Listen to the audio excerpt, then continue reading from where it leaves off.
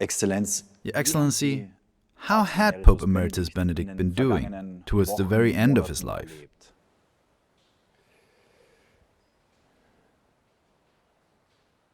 Ist ja eigentlich gegen seine Auffassung sehr alt geworden.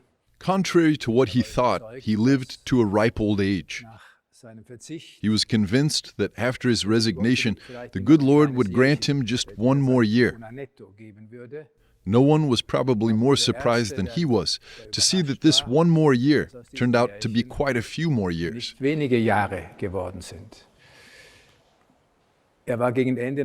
Towards the end, he was physically very weak, very frail, of course, but thanks be to God, his mind was as clear as ever. What was painful for him was to see his voice become quieter and weaker. He had depended his whole life on the use of his voice, and this tool had become lost to him. But his mind was always clear. He was serene, composed, and we who were always around him, who lived with him, could feel that he was on the home stretch, and that this home stretch had an end. And he had this end firmly in sight.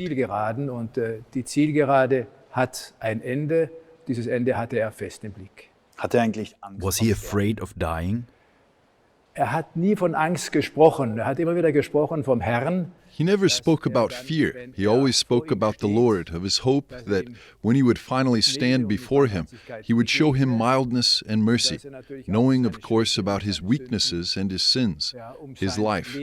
But, as St. John said, God is greater than our heart. Gott ist größer auch als unser Herz.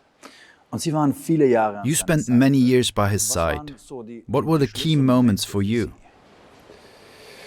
Ja, es hat begonnen als Mitarbeiter in der Glaubenskongregation, als Präfekt war in einer. Well, for me, everything started when I became a staff member of the Congregation for the Doctrine of the Faith. When he, Cardinal Ratzinger, was the prefect. I then became the secretary. That was supposed to last a few months at most, but in the end it lasted 2 years. Then John Paul II died, and Joseph Ratzinger became Pope Benedict XVI. I spent all those years as secretary by his side, and then, of course, also during his time as Pope Emeritus. He was longer a Pope Emeritus than a reigning pope. What always impressed and even surprised me was his gentleness, how serene and good-tempered he was, even in situations that were very exhausting, very demanding, and at times even very sad from a human point of view.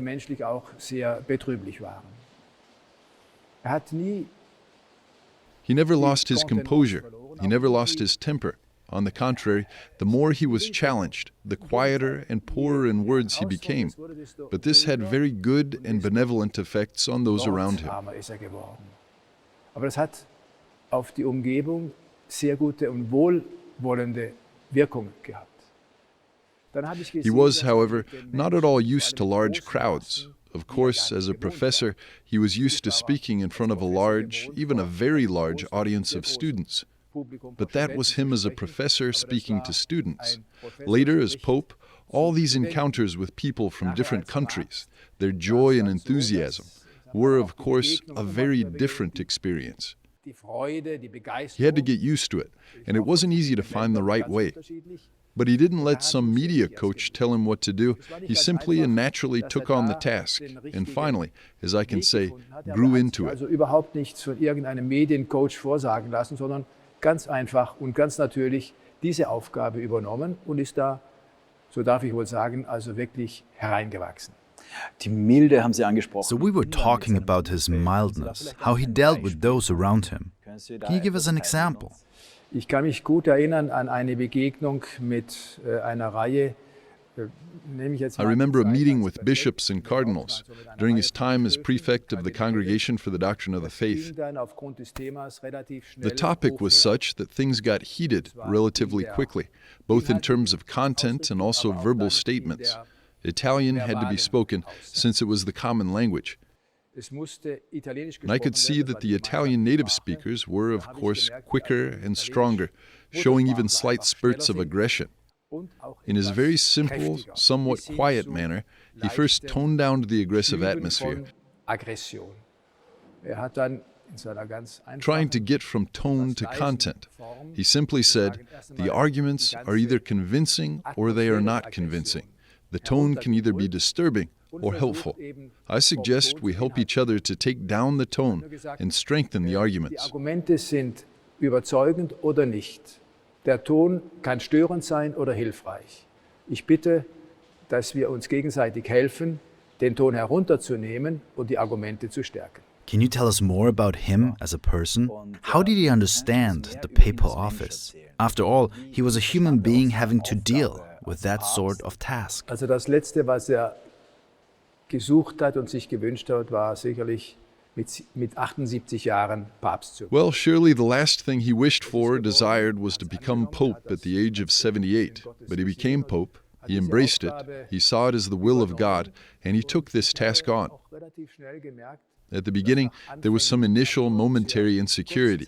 TV cameras and photographers were just everywhere. And a private life, a normal life, was no longer possible. But I could feel how he simply put himself in this situation, trusting firmly in the help of God, that he would give him the gifts that he had been lacking and he now needed. Trusting that with his natural gifts, but also with the help of God, he would be able to carry out the office entrusted to him, managing it in such a way that it would indeed be for the benefit of the whole Church and the faithful. Amt so ausführt und so bewältigt, dass es tatsächlich zum Nutzen der ganzen Kirche und der Gläubigen sein wird. At the beginning, you said that the word, the spoken but also the written word, was his tool, so to say. Which of his writings, his encyclical letters, his books, are important for you personally? Als Papst hat ja 3 Enzyklen geschrieben, man kam 4. Die vierte As Pope, he wrote 3 encyclical letters. The 4th was written together with Pope Francis and then also published by Pope Francis, Lumen Fide, on the faith. I must confess that Spe Salvi is the encyclical that has given me personally the most spiritual nourishment. Geistliche Nahrung gegeben hat und von der ich glaube, dass sie auch. And I also believe that of all of his important encyclical letters, this one will ultimately win the race. I started reading his work when I was still a student in seminary and in Freiburg. I read all of it. And that, of course, influences one's spiritual growth. I think that one of the things that will remain is certainly the Jesus trilogy. Originally, it was supposed to be only 1 volume. He started it when he was a cardinal, and he finished the first volume as Pope. And he thought that the good Lord would only give him strength enough for the first book. He wanted that, among the writings that were published under his name, besides the official texts he wrote as Pope, and of course his encyclical letters, for example, the Jesus trilogy, his Jesus book in 3 volumes, would be seen as his spiritual and intellectual testament. He started writing it as a cardinal, and then continued as Pope. At the beginning he said, "It's now time for me to finish. Who knows how long my strength will last?" Und sie reichten und hat beim 2. Band angefangen und so weiter. His strength did last. He started the 2nd volume and so on. These 3 volumes contain his whole personal being as a priest, a bishop, a cardinal, and a pope, but also all of his theological research, his whole life of prayer, in a form which, thanks be to God, can be easily understood. A form which is written at the highest academic level, but will also, for the faithful, be his lasting personal testimony. And exactly that was the intention. With this book, this form of proclamation of the faith, he wanted to strengthen people in the faith, lead them to faith, and open doors to faith. Aber auch Türe zum Glauben öffnen. Und vielleicht für Sie ganz persönlich. Which of these thoughts will you embrace personally? Which ones have helped you the most? Welche werden Sie auch mitnehmen? Also wenn ich auf das Jesusbuch direkt schaue, when I look at the book on Jesus, the crucial thing is that this book doesn't describe something from the past, this one person, even if he is the Savior, but it talks about the present. Christ lived, but he is still alive. Reading this book helps to make the connection, so to speak, with today, with Christ. I don't just read something that happened. Something happened, yes, but what happened has meaning for me, for everyone who reads it, for my personal life of faith. Für jeden, der liest, für mein persönliches Glaubensleben, und das, meine ich, ist etwas. And that, I think, is decisive, is the sense that Joseph Ratzinger, Pope Benedict, does not minimalize, take away or skip anything from what the Church professes as to faith. And that, for me, is something that remains. I've read the first volume several times. I've read it over and over again in order to accompany certain seasons of my life. I can only recommend it. It's very helpful, a true spiritual nourishment. Besser gesagt, immer wieder begleitend gelesen zu bestimmten Jahreszeiten. Das kann ich nur empfehlen. Das ist eine große Hilfe, eine geistliche Nahrung. Das klingt auch danach, dass er selbst aus diesen Überzeugungen heraus. How did you perceive him? How did he live his faith? Auch, wie hat er seinen Glauben gelebt? Das Erste ist, er hat den Glauben vermittelt bekommen von seinen Eltern in einer ganz natürlichen. The faith was transmitted to him by his parents in a very natural, very normal way, and it had a very strong influence on him. What he received from his parents and later from his teachers, his spiritual teachers, was then deepened in his own life, above all through his studies, but also through his lectures. And what he had deepened in such a way became his own life of faith. I always had the impression, and I don't think I'm the only one, that what Professor Ratzinger, Bishop Ratzinger, Archbishop and Cardinal Ratzinger and Pope Benedict said was not something to be recited because it was part of the office. Der Professor Ratzinger sagt, oder der Erzbischof Ratzinger, der Kardinal It was, so to speak, flesh of his flesh. It was what he believed and what he wanted to pass on, so that he could pass on this flame to others and make it burn brightly. Das ist das, was er glaubt und das, was er weitergeben möchte, und dass er diese Flamme auch anderen geben möchte, und er möchte, dass es lichterloh brennt. Aber bleibt einem Papst überhaupt Zeit? Does a pope have time for prayer, for silence?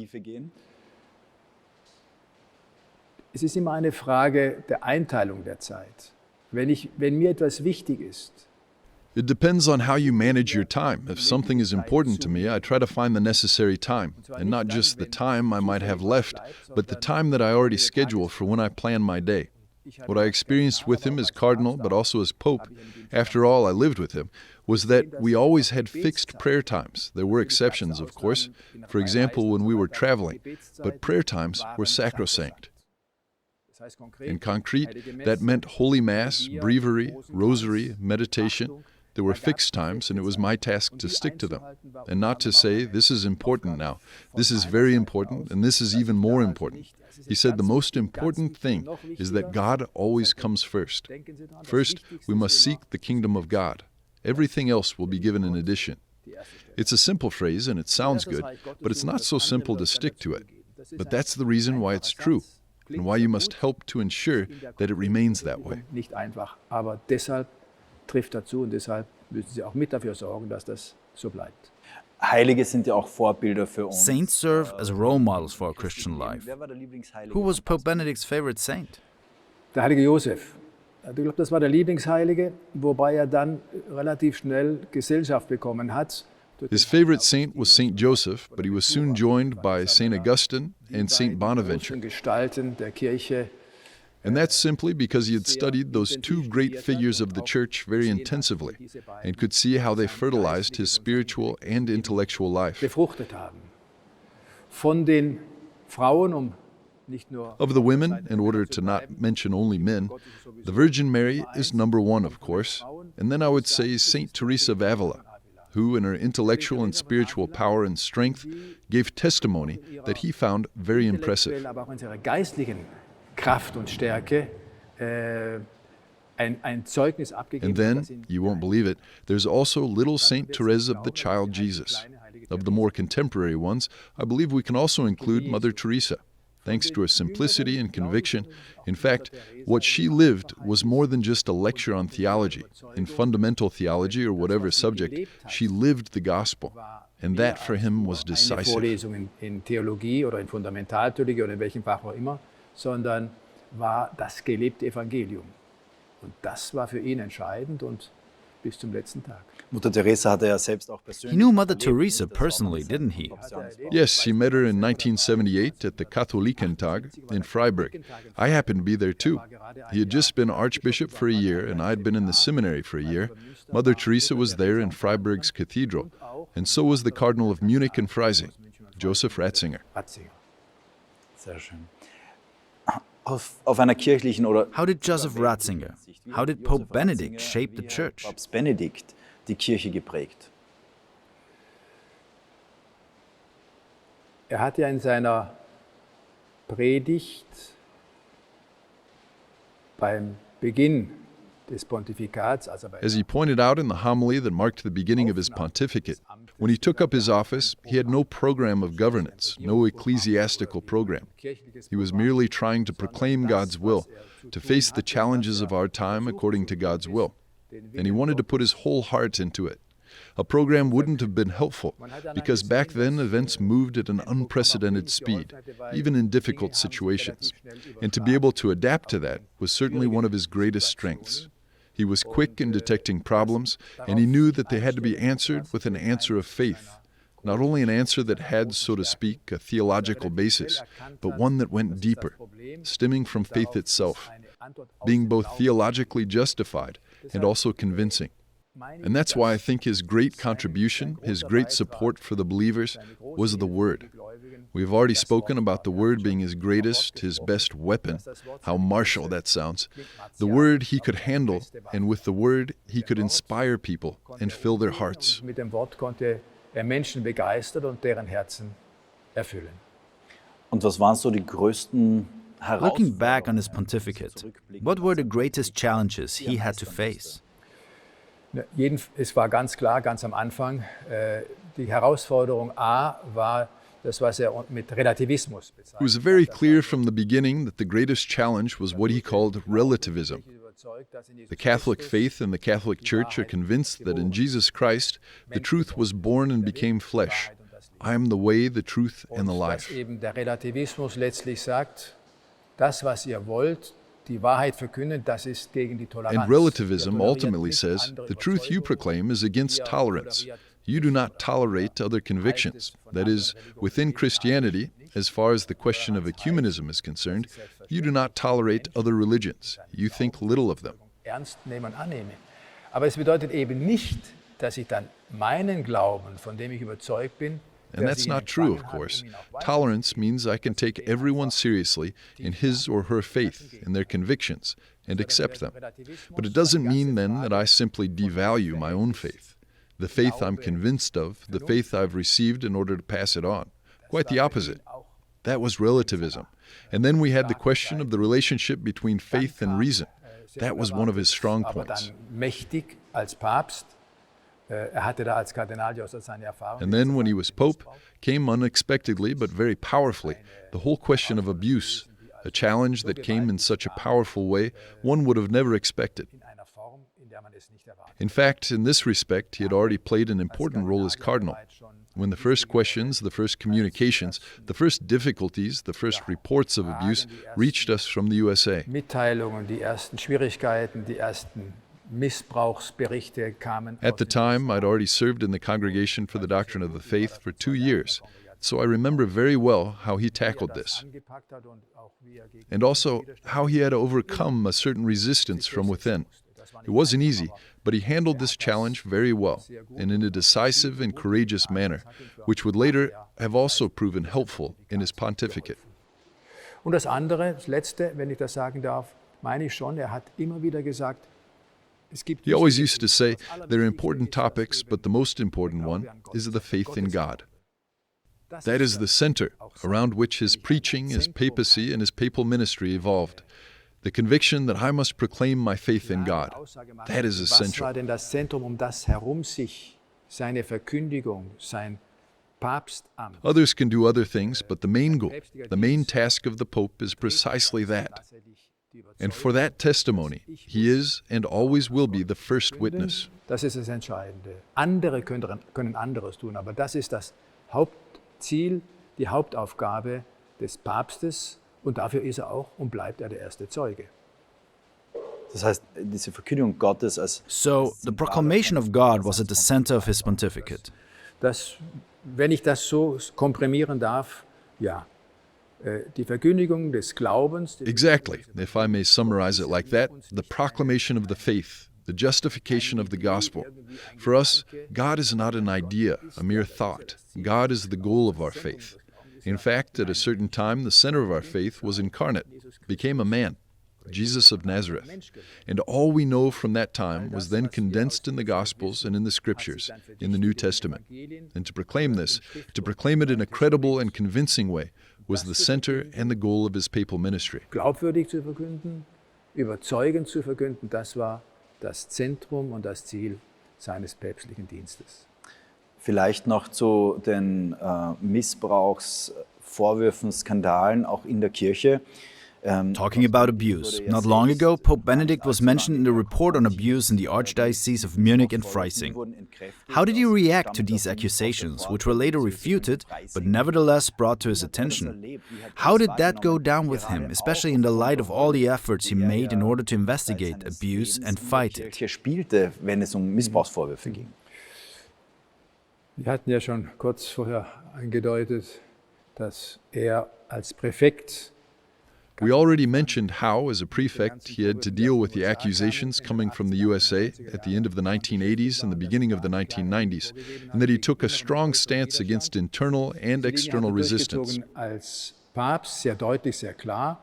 Da gibt es genügend konkrete Beispiele. And the same clear and unambiguous stance was taken when he was Pope. There are plenty of examples of that. When he was then personally accused of mishandling sexual abuse cases during his time as Archbishop of Munich and Freising from 1977 to 1982, it really came as a surprise to him. Hat sich sehr verwundert. Wurde gefragt, ob bereit ist, He was asked whether he would agree to answer questions regarding the investigation, which reviewed the management of a succession of archbishops, from Cardinal Faulhaber to the actual archbishop. And he said, "I'm in. I've got nothing to hide." Had he said no, one could have thought he was hiding something. They sent us many questions, and he answered them. He knew he hadn't done anything wrong. He stated everything he could remember. It's all in the report. During the drafting of our statement, we made a little mistake. It was not a mistake on Pope Benedict's part, but an oversight of one of our collaborators, who immediately apologized to him.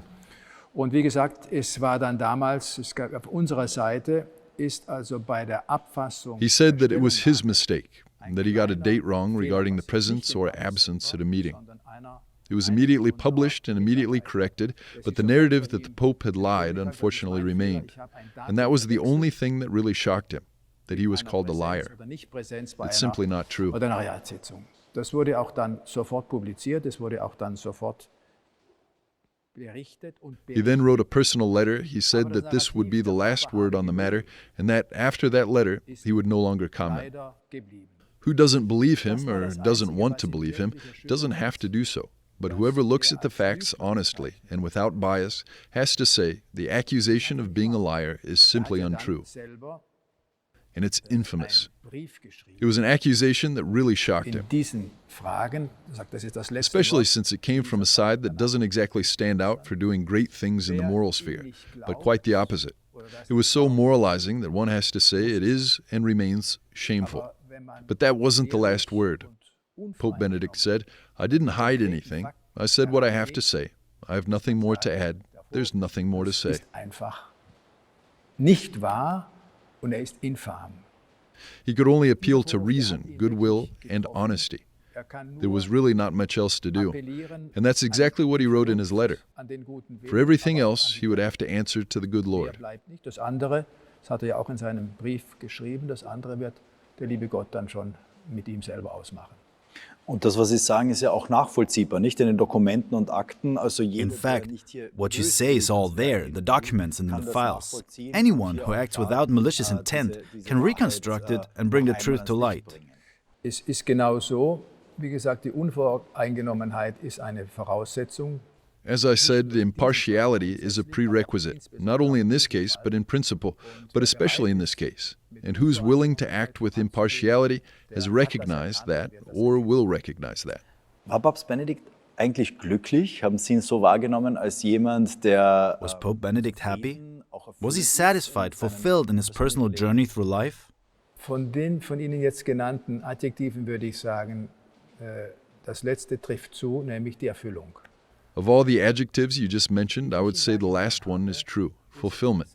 I perceived him as someone who was really fulfilled by what he was doing. He decided to dedicate his life to the priesthood. His first vocation, his first love, was teaching, of course, and that's why he became a professor. It was simply his Die destiny. Lehre, ist ein Professor geworden, das war einfach seine Bestimmung. Und dann musste And then he Bischof became a werden. bishop, and finally he came to Rome. It was all in line with his nature, his intellectual structure. Dann kam nach Rom, das war That he ihm became auch pope eher was, gegeben, as I already said, the last thing he ever expected or wanted. But he accepted it, and in all his tasks, as far as I could see, he was really fulfilled and prepared to give everything. Aufgaben angenommen. Und in all diesen Aufgaben, soweit ich das sehen konnte und I erkennen, noticed that he gave something of himself. He gave what was most important to him. What he was passing on wasn't something that he had picked up somewhere sometime. He was passing on something of himself, something that came from his own life, his intellectual honesty, his faith, going back to the image of the spark in order to make it sprinkle and spark a fire. gestellt war weiter, damit, um nochmal das Bild des Funkens zu gebrauchen, damit der Funke einfach sprüht und das dann Feuer entfacht wird. Gab es für ihn überhaupt Zeit und seine Did he have time to think about his family of origin? Was there still a connection? How did he talk about his family? Bei all dem, was man lesen kann, bei all dem, was gesagt hat, was ich selber auch Considering all the things you can read, all the things he said and which I heard myself, I have to say he only spoke really lovingly and with great respect about what his parents did, especially for their 3 children. His father was a police officer. They didn't have much money, großer Geldfluss. and yet all the children had a very good education, and that was expensive. But what was really decisive was the example of faith they gave them. He always said that this was and remained the basis for everything that came later. Die Grundlage für all das, was später gekommen ist, gewesen ist und bleibt. Welche Worte werden Sie mitnehmen? Which of the words he said will you remember? What will remain? Also, da darf ich jetzt mal ein bisschen aus dem Nähkästchen plaudern. Well, at this point, let me just spill the beans. Time and again, especially during his time as Emeritus, I found myself in difficult situations, moments when I said, Holy Father, this cannot be. I cannot cope with it. The church is running against a brick wall. I don't know. Is the Lord asleep? Is he not there? What's going on? And he said, You know the gospel a little, don't you? The Lord was asleep in the boat on the Sea of Galilee, so the story goes. The disciples were afraid, a storm was coming, waves were coming. And they woke him up because they didn't know what to do. And he just said, What's going on? Jesus only had to speak a few words to the storm in order to make it clear that he is the Lord, even over the weather and the storms. And then Pope Benedict said to me, Look, the Lord doesn't sleep. Da hat er nur gesagt, ja, was ist denn los? Ne? Also, hat 2, 3 Worte an das Unwerte gerichtet. So if even in his presence the disciples were afraid, it's quite normal that the disciples of today can be afraid here and there. But never forget one thing. He is here, and he remains here. Schauen Sie, der Herr schläft nicht. Der Herr ist da, dass, wenn Jünger Angst hatten in seiner Gegenwart, auch die Jünger von heute da und dort Angst haben, ist ganz normal. Aber vergessen Sie In all eins, that's troubling you now, that's difficult for you now, that weighs on your heart or on your stomach, that is something you must never forget. Take that from me. I act accordingly. That's something that, among other things, has really sunk into my heart, and it remains firmly anchored there. Das ist das, was unter anderem, aber das ist das, was mir richtig ins Herz hineingefallen ist und dort also schön verankert bleibt. Vielleicht noch eine andere Can you share another anecdote from your time with Pope Benedict? Ja, Papst Benedikt ist ja ein Mann gewesen mit einem sehr feinen Humor. Er mochte es, wenn auch in einer schwierigen Frage der Humor nicht total. Pope Benedict was a man with a fine sense of humor. He liked it when, even in difficult questions, humor was not totally shelved, since it can provide a sort of grounding, but also a sort of wire that leads us upwards. Zeichnet. So habe ich da und dort immer wieder gemerkt, wie Thus, I could notice here and there how in difficult situations, be it as a cardinal or as pope, he tried not to bring about some sort of funny turn that sounds too superficial, but to bring in an ounce of humor, an element of humor that could detoxify things. And that has proven very precious for my own life in some difficult situations. And I'm very grateful for that. Das hat mir für mein eigenes Leben, auch für manche schwierige Situation viel gegeben, wofür ich sehr dankbar bin. Santo subito. Santo subito, saint right away. So war zu lesen bei der Beerdigung von Johannes Paul II. That was the message we could read at the funeral of John Paul II in St. Peter's Square. I remember it all too well. There were many signs and also large painted posters with the caption, Santo subito. Plakate, Santo subito. I believe it will go in this direction. Exzellenz, herzlichen Dank für das Gespräch. Excellency, thank you very much for the interview. Thank you for having me.